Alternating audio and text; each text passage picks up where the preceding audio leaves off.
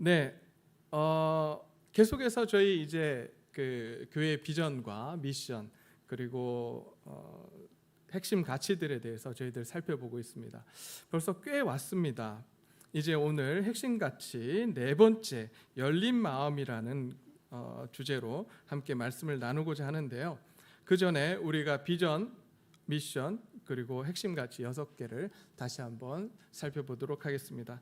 먼저 비전, 앞에 여기 있습니다. 비전이 여기 있네요. 비전 그리고 미션이 있습니다. 보시면서 혹은 주보를 보시면서 함께 읽어주시면 감사하겠습니다. 첫 번째 비전입니다. 시작. 말씀과 삶을 나눔으로 하나님 나라를 드러내는 교회. 자, 미션입니다. 시작. 세대를 이어 제자 삼아 세상으로 나아가게 한다. 자, 핵심 가치 6가지입니다. 첫 번째, 진실성. 두 번째, 자발적 헌신. 세 번째, 가정 중심. 네 번째, 열린 마음. 다섯 번째, 과정 중심. 여섯 번째, 삶의 현장 중심입니다. 자, 지난주에 저희는 가정 중심이라는 주제로 에베소서를 살펴보았습니다. 에베소서를 살펴보면서 우리 교회가 새로운 가족 공동체로서의 교회가 되어야 된다라고 말씀을 드렸습니다. 근데 오늘 이제 살펴보고자 하는 열린 마음이라고 하는 이 마음이 우리가 새로운 공동체를 만들어 가는데 없어서는 안 되는 중요한 마음입니다. 중요한 가치입니다. 도대체 이 가치가 어떤 것인지 우리가 한번 살펴보려고 합니다. 인류는 역사적으로 보면 굉장히 보수적인 모습을 보입니다. 그래서 새로운 것에 대한 두려움이 있었고 새로운 것을 찾아가는데 굉장히 두려움이 많았던 것을 볼 수 있습니다.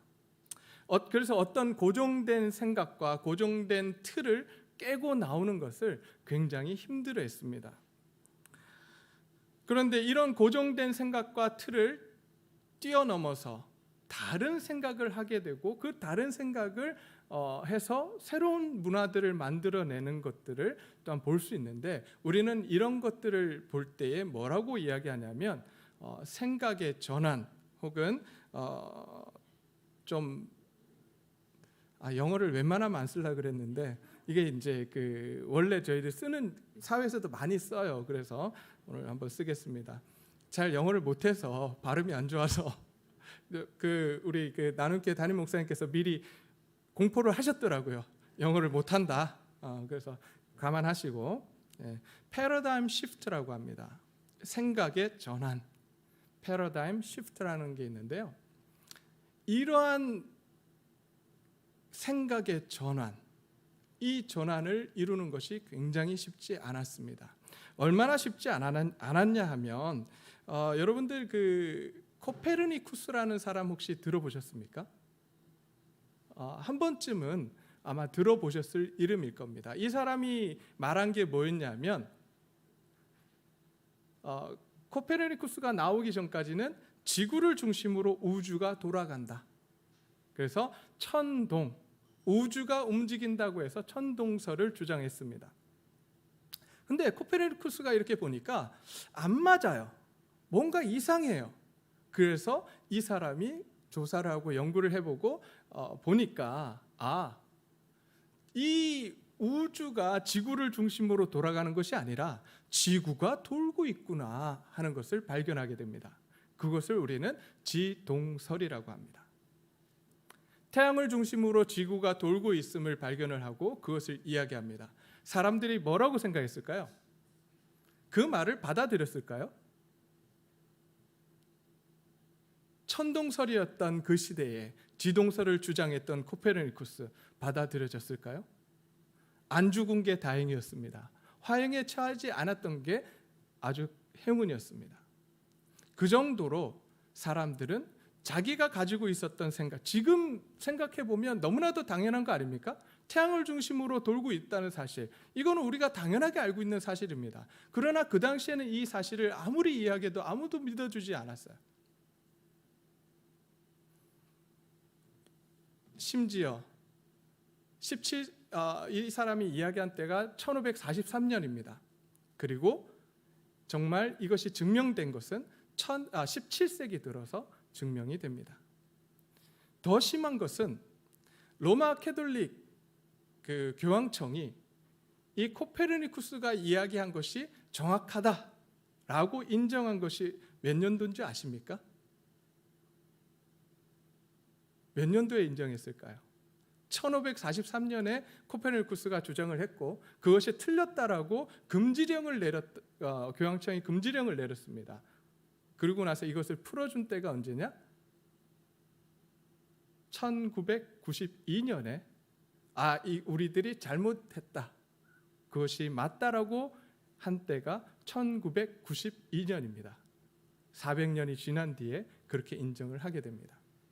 이것을 봐도 사람이 가지고 있는 생각과 기존의 틀을 뛰어넘는다라고 하는 것, 그것을 버리고 새로운 것을 찾아간다라고 하는 것이 얼마나 어려운지 알 수 있습니다. 이런 새로운 것을 찾아가고 기존에 우리가 알고 있던 것을 넘어서는 것을 우리는 그래서 뭐라고 이야기하냐면 코페르니쿠스적 사고 전환이다 라고 이야기를 합니다. 오늘 사도행전 15장에 나오는 예루살렘 회의의 이 내용은 성경에서 이런 코페르니쿠스적 사고의 전환을 이룬 한 사건이었습니다. 많은 성경에 새로운 어떤 사고의 전환이 있었던 부분들이 있는데 특별히 그 중에 하나를 꼽으라고 한다면 오늘 본문인 예루살렘 회의였습니다. 기존에 가지고 있었던 그 놀라운 그 사고의 틀을 벗어나서 이제 새로운 하나님께서 원하시는 것이 무엇인지를 찾아갔던 그러한 사건이 바로 오늘 사도행전 15장의 내용인 것입니다. 자, 그렇다면 오늘 본문을 한번 이제 보도록 하겠습니다. 본문을 보시면 1절에 이렇게 나옵니다. 어떤 사람들이 유대로부터 내려와서 형제들을 가르치되 너희가 모세의 율법대로 할례를 받지 아니하면 능히 구원을 받지 못하리라 라고 되어 있습니다. 자, 여기서 그러면 어떤 사람들이 누구고 그러면 지금 유대로부터 내려와서 형제들을 가르쳤다라고 하는데 그럼 이 형제는 누구일까요? 갑자기 우리 이 말씀을 듣게 되면 도대체 이게 누구한테 이야기하는 걸까? 누가 내려와서 누가 누구한테 지금 이런 이야기를 하고 있는 것일까라고 하는 의문증이 궁금함이 생겨야 합니다. 물론 교회를 오래 다니신 분들, 성경을 많이 읽으신 분들은 지금 이 사건이 어떠한 상황 속에 있는지 당연히 알고 계실 겁니다.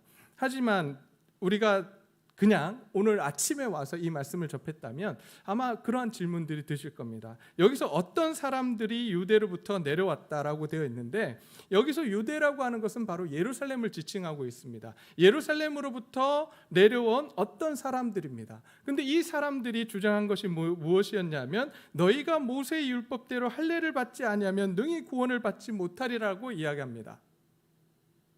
왜 이 주장을 할까? 그리고 이 주장을 한 곳은 도대체 어디였을까라고 하는 것이죠. 지금 이 주장을 하고 있는 곳, 이 형제들에게 가르치고 있는 곳이 어디냐면 안디옥이라고 하는 곳이었습니다.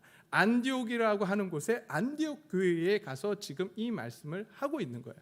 그러면 지금 예루살렘에서 내려온 어떤 사람들, 이 사람들이 주장하는 바를 보게 되면 할례를 받아야지만 구원을 받을 수 있다라고 주장을 하고 있습니다. 그렇다면 우리가 여기서 유추할 수 있는 건 뭐냐면 전통 유대인들임을 알 수 있습니다. 특별히 바리새인들임을 알 수 있어요.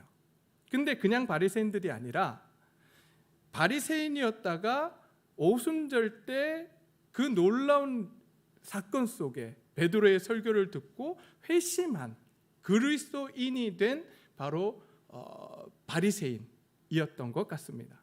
그 사람들이 와서 뭐라고 가르치냐?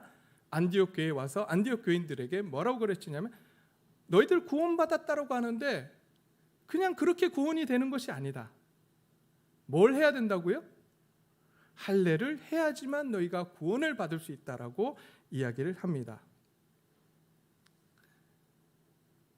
자, 안디옥 교회는 어떤 교회였길래 도대체 이 유대인들, 바리새인 그리스도인들이 이곳에 와서 이런 가르침을 가르치고 있을까요? 안디옥 교회는 어떤 교회였냐면요, 안디옥은 역사적으로 굉장히 큰 도시였습니다. 50만 명에 달하는 인구를 가졌다라고 이야기합니다. 별로 안 놀라시는데 그 당시 50만 명 대단합니다. 양산시가 몇 명 정도 될까요? 양산에 살고 계신 우리 집사님, 양산 몇 명 정도 될 것 같으십니까? 50만 명 안 됩니다. 안 돼요. 37만 명 정도 된다고 합니다. 양산시보다 더 큰 거예요. 사실은 굉장히 큰 도시였습니다. 50만 명 정도가 사는 그러한 곳이었다라고 지금 역사학자들이 이야기를 합니다. 그곳에 그래서 지정학적으로도 굉장히 문물과 인종들이 많이 왕래했던 그러한 지역이었습니다. 그곳에 어떤 일이 있었냐? 스데반 집사가 핍박을 받죠. 순교를 하게 됩니다. 그리고 이제 예루살렘 교회가 핍박을 받게 됩니다. 사도 사울이죠. 사울을 중심으로 해서 바리새인들에 의해서 유대인들에 의해서 핍박을 받게 됩니다. 그때 이 예루살렘 교회 성도들이 이제 각지로 흩어지게 됩니다. 흩어진 많은 그 그리스도인들 중에 몇몇이 어디로 가게 되냐면 안디옥이라고 하는 그 교회로 가게 됩니다. 그 지역으로 가게 됩니다. 그 지역에 가서 이제 그 지역에 있는 유대인들에게 복음을 증거하고 그리고 많은 헬라인들에게 또 복음을 증거합니다. 그때 유대인들도 하나님의 자녀가 되고 그리스도인이 되고 복음을 들었던 헬라인들, 이방인들도 어떻게 됐을까요? 하나님을 믿게 됩니다. 예수 그리스도를 믿고 하나님의 백성이 되고 하나님의 자녀가 되는 놀라운 일이 일어났어요. 그래서 그 교회가 세워지게 되고 그 교회 가운데 누가 들어오기 시작했냐면 이방인 그리스도인들이 들어오기 시작했습니다. 교회가 커지기 시작했어요. 그 소식을 들은 예루살렘에 있는 예루살렘 교회 성도 중에 바리새인 성도들이 야, 저거는 안 돼. 저럴 수는 없어. 어떻게 할례도 하지 않고 하나님의 백성이라고 구원을 받았다라고 이야기할 수 있을까? 안 돼. 그러면서 사람을 파송합니다. 파송해서 그곳에 가서 이렇게 이야기를 합니다. 그게 바로 오늘 1절입니다. 모세의 율법대로 할례를 받지 않으면 능히 구원을 받지 못하리라. 그러자 사도 바울과 바나바가 그들 사이에 다툼을 벌입니다. 변론하고 다툼을 일으킵니다. 왜냐하면 사도 바울과 바나바는 지금 1차 전도 여행을 마친 상태였어요. 1차 전도 여행을 통해서 하나님께서 이방 지역에 놀라운 일들을 행하신 것을 봤거든요. 하나님께서 역사하시는 것을, 성령께서 역사하시는 모습을 봤단 말이에요. 그러기에 이제 할례를 받지 않아도 하나님께서 구원의 역사를 일으키고 있다는 사실을 보았기 때문에 그들 할례를 받아야지만 구원을 받는다라고 하는 예루살렘에서 내려온 바리새파 그리스도인들을 향해서 변론을 하기 시작합니다. 논쟁을 벌입니다. 아마 이 논쟁거리가 굉장히 컸던 것 같습니다. 도저히 거기서 결론이 나지 않자 이제 2절을 보게 되면 2절 중반을 보게 되면 형제들이 이 문제에 대하여 바울과 바나바와 및 그 중 몇 사람을 예루살렘에 있는 사도와 장로들에게 보내기로 작정하니라. 그래서 이 문제가 거기서 교회 안에서 해결이 되지 않자 예루살렘 교회로 가서 이 문제를 해결하고 오라고 바울과 바나바 그리고 몇몇 지도자들을 예루살렘 교회로 보내게 됩니다. 그러자 예루살렘에 이르러 4절에 보면 예루살렘에 이르러 교회와 사도와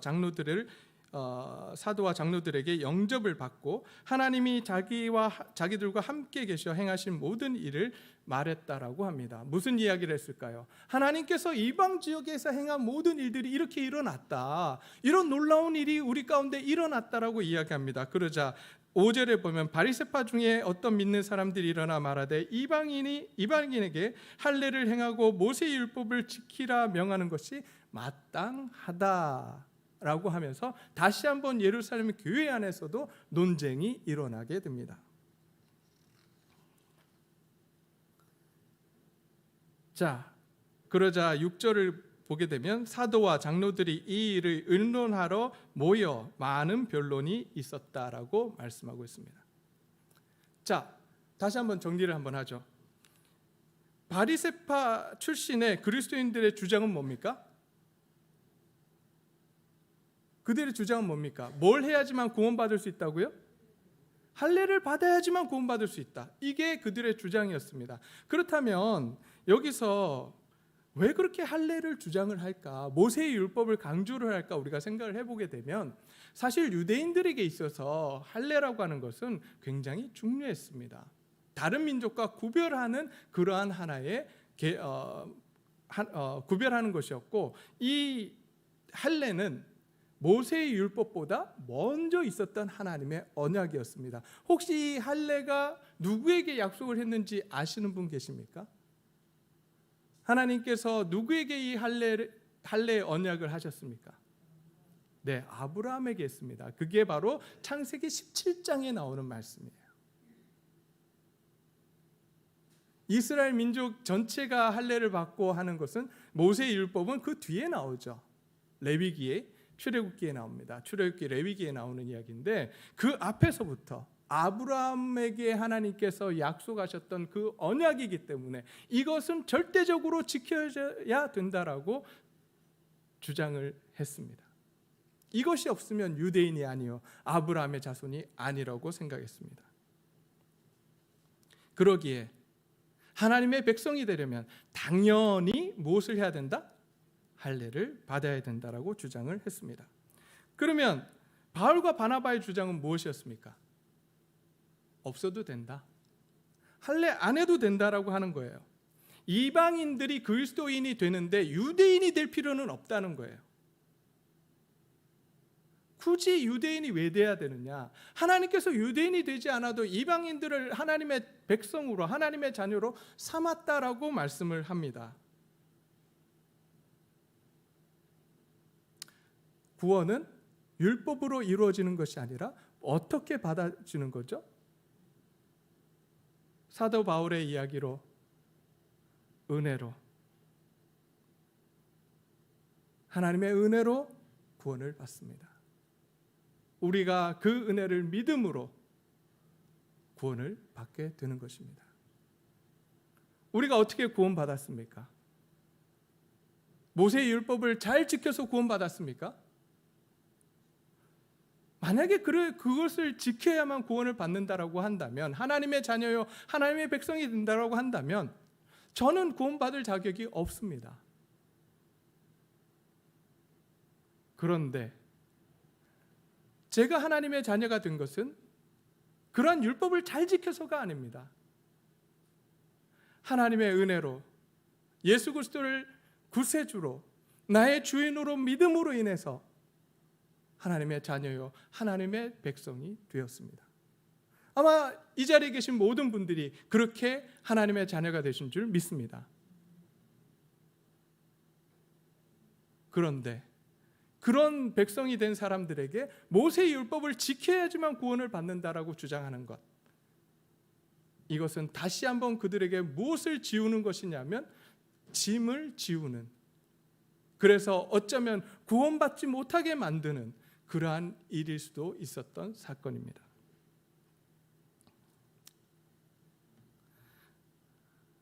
이런 두 가지 대립된 주장이 오고 가면서 논쟁이 되었습니다.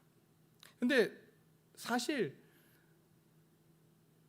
그리스도인이 되었으면 이제 하나님의 은혜로 구원받았다라고 하는 사실을 인정하고 모세의 율법보다 은혜가 더 중요하다라고 하는 걸 알았을 텐데 이들이 어떻게 성령의 역사하심을 경험을 하고도 어떻게 율법과 할례를 주장하게 되었을까요?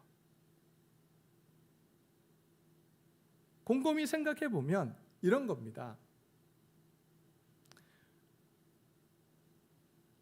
하나님을, 예수 그리스도를 믿기는 했지만 이 사람들은 원래 어떤 사람들이었어요? 뼛속까지 어떤 사람들요? 바리새인들이었습니다. 하나님을 믿는다고 해서 한순간에 모든 것이 바뀌지 않습니다. 우리가 가지고 있던 습관, 관습 이런 것들을 내려놓는 것이 쉽지 않아요. 우리가 하나님을 믿는다고 하지만 우리가 가지고 있던 유교적 관습, 그것들이 다 씻겨져 내려가든가요? 아닙니다. 그것들이 다 남아 있어요. 그러면서 이걸 해야지만 구원을 받을 수 있고 저걸 해야지만 구원받을 수 있다라고 우리는 이야기할 때도 있습니다.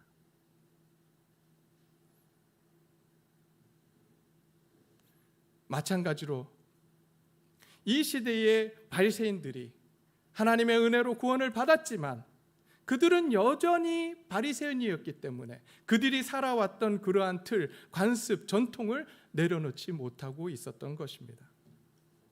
어쩌면 그것이 그들의 정체성이었는지도 모르겠습니다.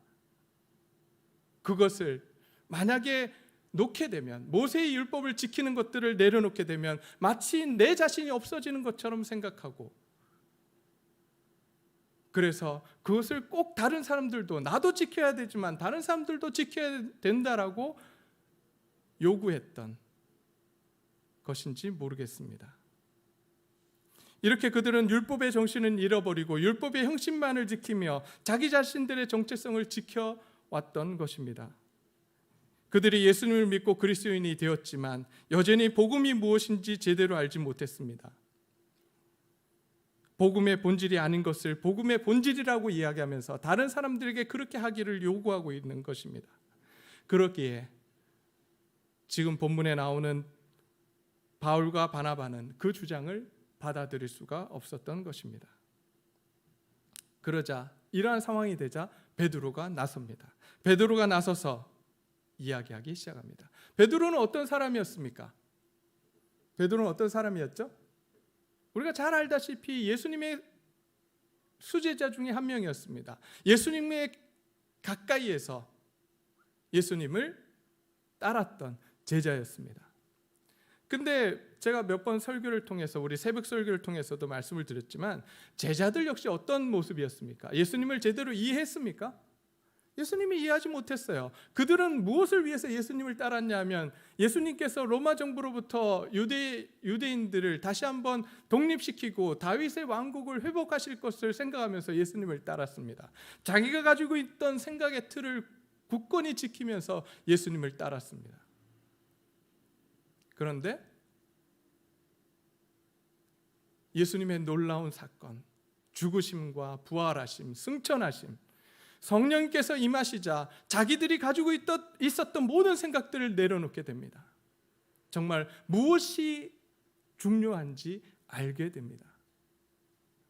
자, 이렇게 되면 그 전에 가지고 있었던 모든 사도 베드로가 가지고 있었던 모든 생각들을 내려놔야 되잖아요.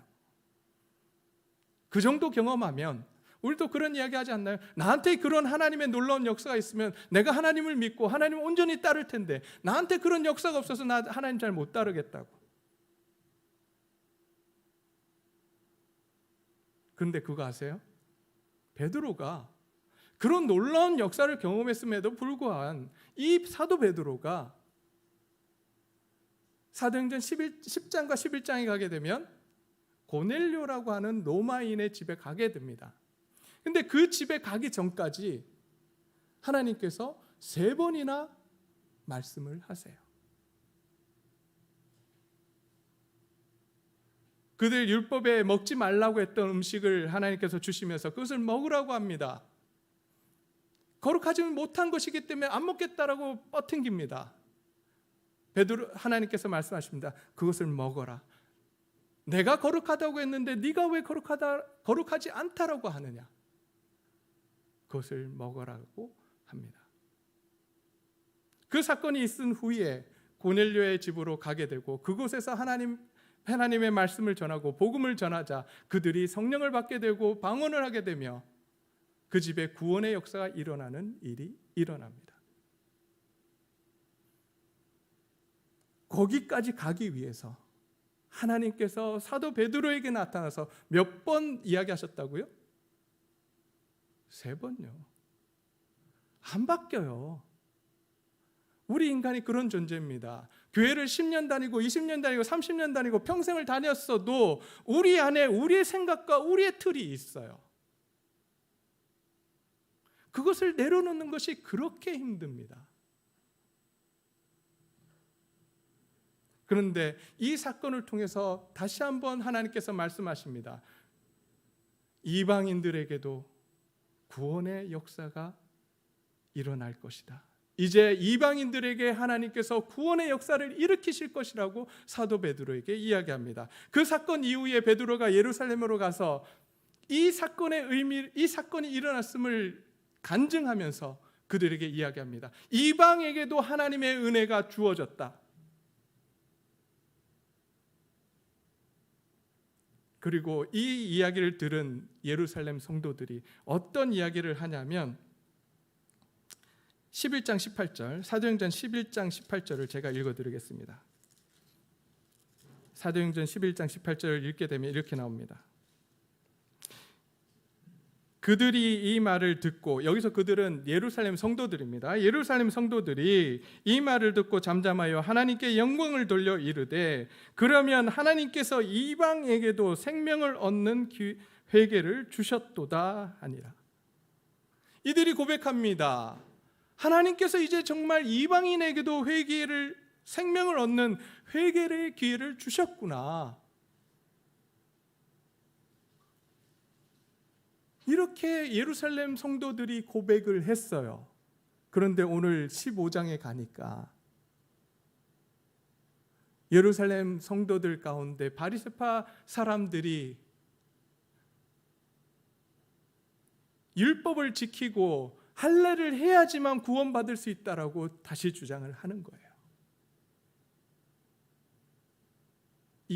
이 사이가 몇 년 지났을 것 같습니까? 시간이 꽤 길었어요. 대략 10년 정도의 시간이 흘렀습니다. 10년이 흐른 뒤의 모습이 어떠했는가? 여전히 자기 자신의 틀을 벗어나지 못합니다. 그때 베드로가 나가서 옛날에 10년 전에 있었던 사건을 이야기하면서 우리가 이런 일이 있었지 않느냐. 그러니 이제 우리가 그들의 하나님께서 하시는 일들을 막지 말자라고 이야기를 합니다. 그러면서 이렇게 이야기합니다. 15장 9절 말씀입니다. 믿음으로 그들의 마음을 깨끗하게 하사 그들이나 우리나 차별하지 아니하셨느니라. 그런데 지금 너희가 어찌하여 하나님을 시험하여 우리 조상과 우리도 능히 매지 못하던 멍에를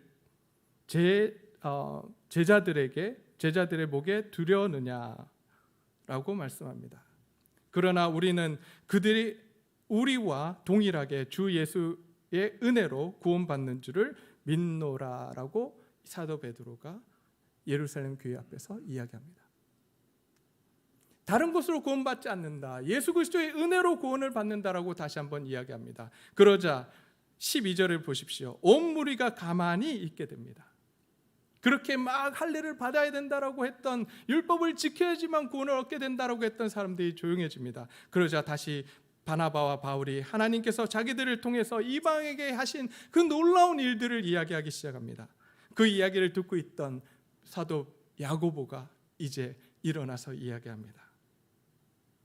구약에 나오는 말씀, 바로 아모스 선지자의 글을 인용하면서 사도 바울의 선교 역사 속에 하나님이 일으키셨던 모든 일들은 하나님께서 계획하신 일들이고 하나님의 계획 속에서 이루어진 일들이니 이제 우리가 그것을 막지 말자라고 이야기합니다.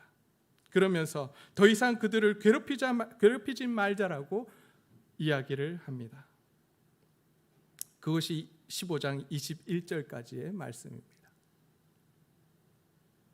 이렇게 세 명의 발언으로 인해서 예루살렘 교회는 이제 다시 복음의 본질을 찾아가게 됩니다. 무엇이 중요한지 알게 되었습니다. 그리고 다시 안디옥 교회에 편지를 보냅니다. 그것이 15장 22절부터의 말씀입니다. 안디옥 교회에 편지를 보내요. 성령과 우리는 꼭 필요한 몇 가지 밖에는 더 이상 아무 무거운 짐도 지우지 않기로 결정했다라고 그들을 권면을 합니다.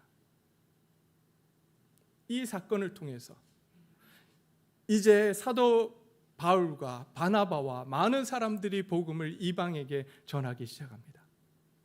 그리고 그 복음은 계속해서 퍼져나갔으며 이제 오늘날 이 자리에 있는 우리에게도 그 복음이 주어지게 된 것입니다. 만약 그 예루살렘 회의에서 그들이 가지고 있었던 그 고집을 꺾지 않고, 만약에 계속해서 그 고집대로 모세의 율법을 지켜야지만, 할례를 받아야지만 구원을 받는다라고 결정을 했다면 아마 하나님의 복음이 이렇게까지 전파되지는 못했을 것입니다.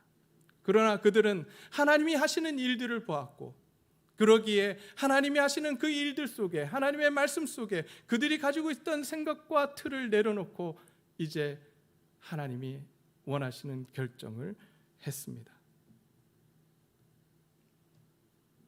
쉽게 결정을 내리지는 못했습니다. 사실 몇천 년, 수천 년 동안 유대인들이 가지고 있었던 신앙의 전통을 내려놓는다라고 하는 것, 그리고 그것을 내려놓고 예수님께서 말씀하시는 그 진리의 길을 따라간다라고 하는 것은 어쩌면 거의 불가능한 일이었습니다.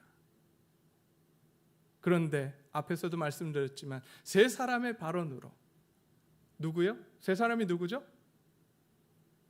베드로, 그리고 바울, 그리고 야고보, 이 세 사람의 발언으로 이 교회는 다시 한번 중요한 결정을 내리게 됩니다. 그리고 올바른 결정을 내리게 됩니다.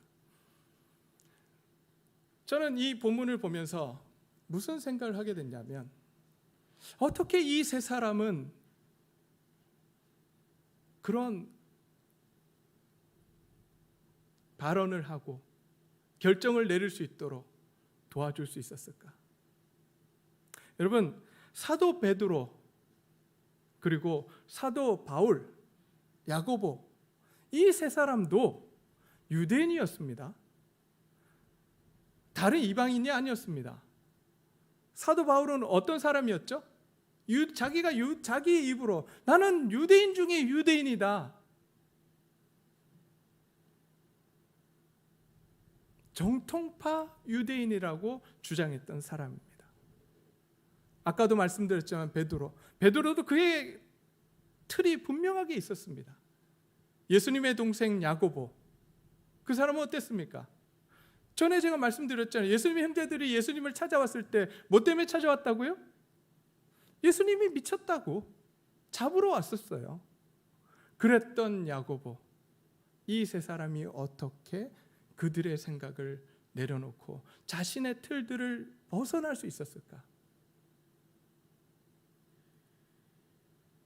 이유는 단 하나였습니다. 그들은 그들 모두 말씀이 이끄는 대로 쫓아갔습니다.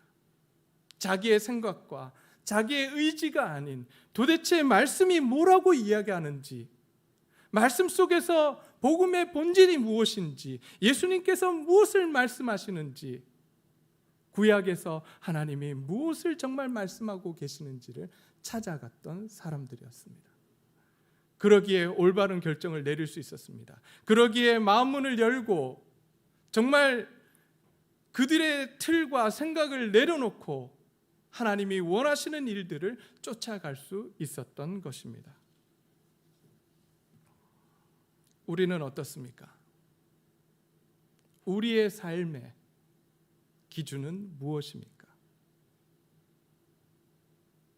우리 교회의 기준은 무엇입니까?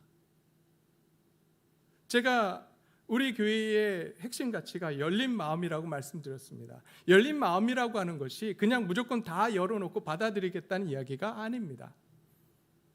제가 말씀드리는 열린 마음이라고 하는 것은 우리 교회의 결정의 기준이 우리 자신들이 아니라, 우리가 생각하고 있는 가치관이 아니라 주의 말씀이 되어야 된다라고 말씀드리고 있는 것입니다. 하나님의 말씀이 우리 교회의 삶의 기준이 되어야 된다, 우리 교회의 기준이 되어야 되고 우리의 삶의 기준이 되어야 된다라고 말씀드리고 있는 것입니다. 우리의 생각을 내려놓고, 우리의 생각의 틀을 내려놓고, 고정관념들을 내려놓고, 편견들을 내려놓고 우리의 말씀을 온전히 접하기를 소원합니다. 그래서 정말 말씀이 이끄는 대로 우리 교회가 한 걸음 한 걸음 걸어가기를 소원합니다. 말씀 가운데 하나님께서 우리에게 말하고자 하시는 하나님의 마음, 하나님의 뜻을 찾아서 그 뜻대로 살아가는 하나님의 귀한 동네 제일교회가 되기를 소원합니다. 그래서 이 지역 사회를 변화시키는, 이 지역에서 소문나는 그러한 귀한 교회가 되기를 다시 한번 소원해 봅니다. 이 일을 위해서 우리가 함께 기도하기를 소원합니다. 하나님 앞에 우리 이렇게 기도했으면 좋겠습니다. 우리도 베드로처럼, 바울처럼, 야고보처럼 우리의 생각과 틀을 내려놓고 말씀이 이끄는 대로 살아가게 해 주십시오. 우리 이렇게 하나님 앞에서 기도했으면 좋겠습니다. 그래서 우리를 통해서 하나님의 사랑이 흘러넘치며 내 주위가 변화되고 우리 지역사회가 변화되는 놀라운 일이 있게 해 주십시오. 우리 하나님 앞에 간절히 기도하기를 소원합니다. 이 시간 하나님 앞에 기도하겠습니다.